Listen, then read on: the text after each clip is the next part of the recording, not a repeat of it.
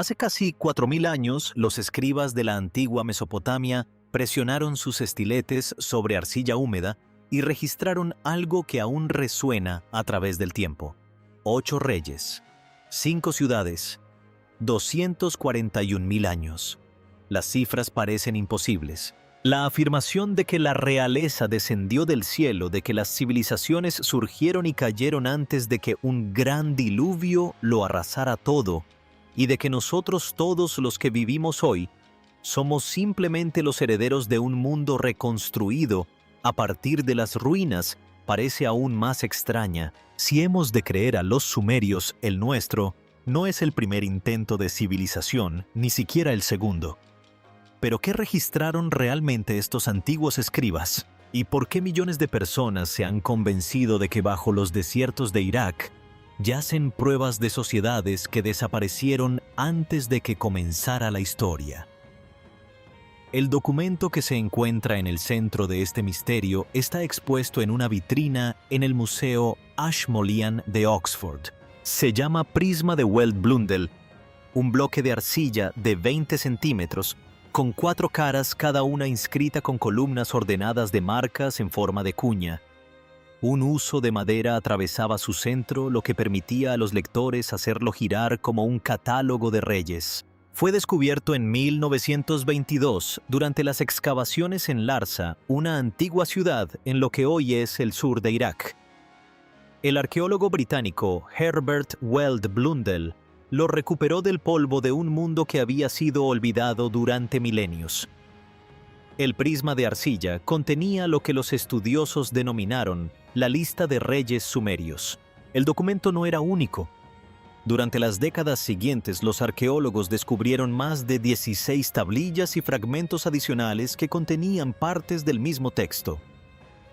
Procedían de Nippur, Susa-Larsa y yacimientos dispersos por toda Mesopotamia. La coherencia era sorprendente. A lo largo de siglos de copias y recopias, la estructura esencial permaneció intacta.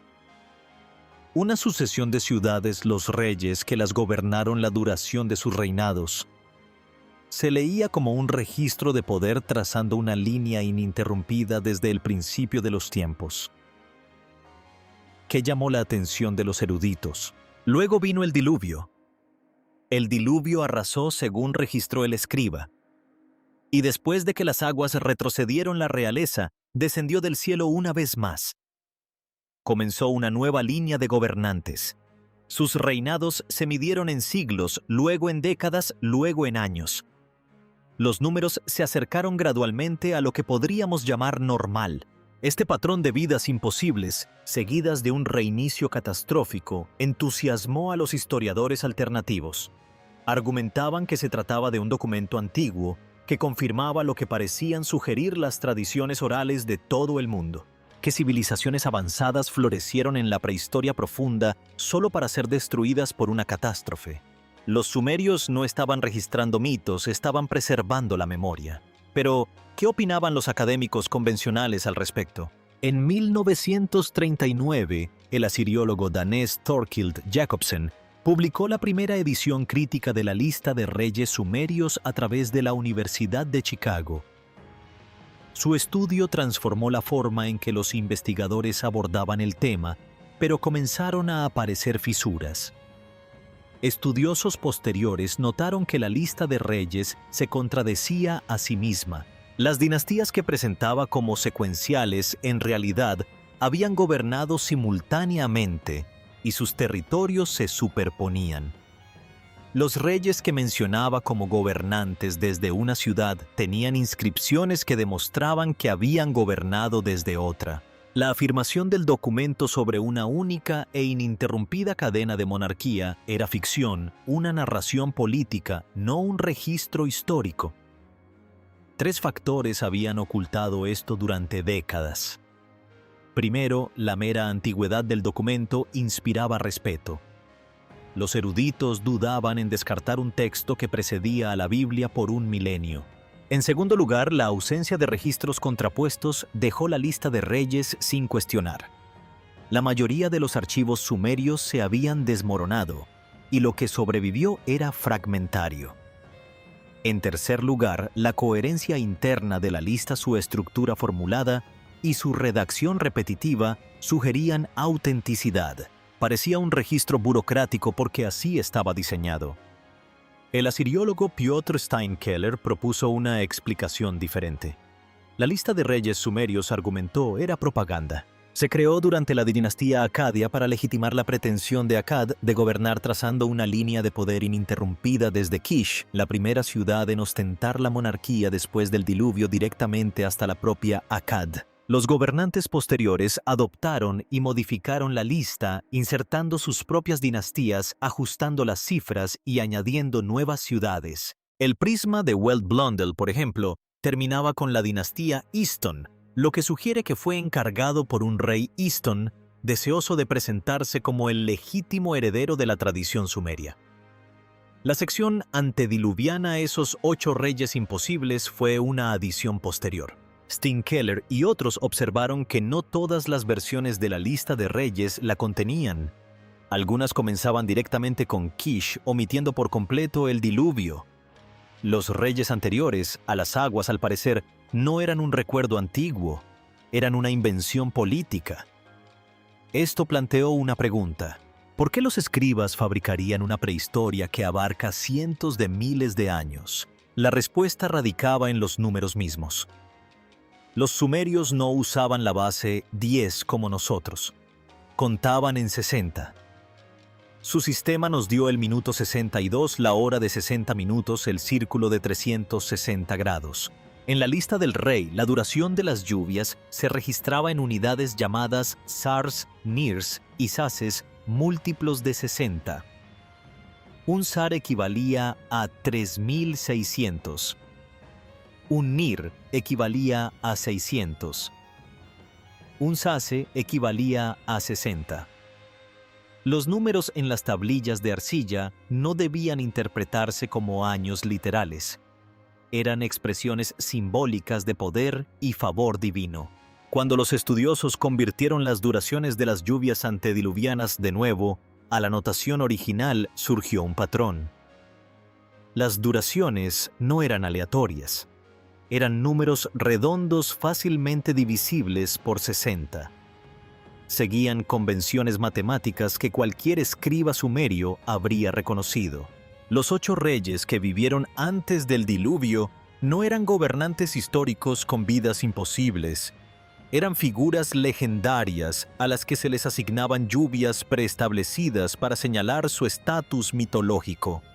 La lista de reyes sumerios no prueba que 6 civilizaciones hayan surgido y caído antes que la nuestra. Demostró que los sumerios comprendían el poder de las historias de origen. Al anclar a sus gobernantes en un linaje cósmico, una realeza descendida del cielo, preservada a través del diluvio y restaurada a la humanidad, transformaron la política en destino. Pero ¿qué hay de Eridu, la primera ciudad mencionada en la lista, si los sumerios la consideraban la cuna de la realeza? Había algo bajo sus arenas. En 1946, el arqueólogo iraquí Fuad Safar y el arqueólogo británico Seton Lloyd comenzaron las excavaciones en Tel Abu Sharain, un montículo en el desierto al suroeste de la antigua ciudad de Ur. Los lugareños conocían el sitio desde hacía siglos, pero nunca se había intentado una excavación en profundidad. Safar y Lloyd sospechaban que el montículo ocultaba el propio Eridu. Tenían razón. Debajo de un sigurat inacabado construido durante la tercera dinastía de Ur, el equipo descubrió capa tras capa de construcciones anteriores. Templos apilados unos sobre otros, cada uno construido sobre las ruinas de su predecesor. En total identificaron 18 niveles de ocupación distintos, algunos que datan del período Ubaid, aproximadamente en el 5400 a.C. En el nivel más bajo encontraron los restos de un pequeño santuario dedicado a Enki, el dios de la sabiduría y el agua dulce. Era una de las estructuras religiosas más antiguas jamás descubiertas. La excavación reveló algo extraordinario. Eridu había estado habitada durante casi 5000 años. Generación tras generación, habían rendido culto en el mismo lugar, ampliando el templo, elevando la plataforma y transformando un santuario de adobe en un imponente sigurat. Los sumerios no se equivocaban al llamar sagrado a Eridu. Desde el punto de vista arqueológico, se encontraba entre los lugares religiosos ocupados de forma continua más antiguos de la historia de la humanidad. El equipo documentó la evolución de los estilos de cerámica a lo largo de milenios, desde vasijas pintadas que dieron paso a piezas lisas hasta una decoración que se simplificó a medida que crecía la población. Las espinas de pescado y los contrapesos de las redes confirmaron lo que describían los mitos. Eridu había sido una comunidad pesquera antes de convertirse en una ciudad sagrada. La tecnología visible en las capas más profundas no era avanzada. Era básica. Herramientas de piedra, construcciones de caña sin metal, sin escritura. Lo que vino después surgió lentamente a través de la experimentación y la acumulación. Pero la excavación no reveló evidencia de civilizaciones anteriores al registro arqueológico conocido. No se encontraron tecnologías imposibles. No se borraron de la existencia sociedades avanzadas. La cerámica evolucionó gradualmente a partir de estilos anteriores. La arquitectura mostraba un refinamiento gradual, no una aparición repentina. Lo que Eridu demostró no fue un pasado olvidado, sino uno recordado. Un lugar tan antiguo que para cuando se redactó la lista de reyes, sus orígenes ya se habían convertido en leyenda. No todos aceptaban el consenso académico. Otros investigadores señalaron el lenguaje específico de la lista de reyes. La idea de que la realeza descendía del cielo, observaron, no era una metáfora inventada por los escribas. La mitología sumeria describía a los dioses caminando entre los humanos, enseñando artes y ciencias, estableciendo el orden antes de regresar al cielo. A los Anunnaki, deidades que ocupaban un lugar destacado en la religión sumeria, se les atribuía la creación de la humanidad y la presidencia de la civilización. Los críticos argumentaban que interpretar la lista de reyes como pura ficción era ignorar su contexto cosmológico. Algunos propusieron que los reyes antediluvianos no eran humanos, sino gobernantes divinos. La duración de sus reinados no reflejaba años calendarios sino ciclos astronómicos. Tal vez la oscilación del eje de la Tierra. Tal vez la conjunción de planetas. Otros sugirieron que los números codificaban información genética, recuentos de población o tecnologías ahora perdidas. Las teorías se multiplicaron. La evidencia seguía siendo esquiva. Lo que sí demuestra la investigación académica es que los sumerios, como muchos pueblos antiguos, concebían el tiempo de manera diferente a como lo hacemos nosotros. Sus mitos describían épocas que se remontaban mucho más allá de cualquier historia documentada. Sus reyes afirmaban tener ascendencia divina. Sus escribas registraban los reinados con números que no indicaban duración sino legitimidad. Un rey que gobernaba durante 36.000 años no era un hombre que desafiara la biología. Fue una figura de importancia cósmica y su reinado fue bendecido por los dioses. La lista de reyes sumerios, por lo tanto, no es un censo de civilizaciones perdidas. Es un monumento al poder de la narrativa, un documento creado no para registrar el pasado, sino para moldear el futuro. Cada dinastía que detentó el poder en Mesopotamia le añadió elementos, la alteró y reclamó su autoridad. Los reyes antediluvianos eran menos un recuerdo que un espejo que reflejaba las ambiciones de quienquiera que empuñara el estilete. Y sin embargo, las preguntas persisten. Bajo las arenas del sur de Irak, las ruinas de Eridu aún esperan. Equipos italianos, franceses e iraquíes reanudaron las excavaciones en 2019, elaborando mapas detallados del cementerio del período Ubaid y las estructuras que lo rodean. Las nuevas tecnologías como el radar de penetración terrestre, las imágenes satelitales y el análisis de ADN ambiental están revelando patrones invisibles para los arqueólogos anteriores. La historia de las primeras ciudades de la humanidad aún se está escribiendo. La lista de reyes sumerios registra que 8 reyes gobernaron antes del diluvio. Nombra sus ciudades, cuenta sus años. Los eruditos han pasado un siglo debatiendo qué significan esos números, pero un hecho permanece indiscutible. Hace casi 4000 años, alguien creyó que este relato era lo suficientemente importante como para grabarlo en arcilla. Querían que los reyes fueran recordados. Querían que las ciudades se conservaran.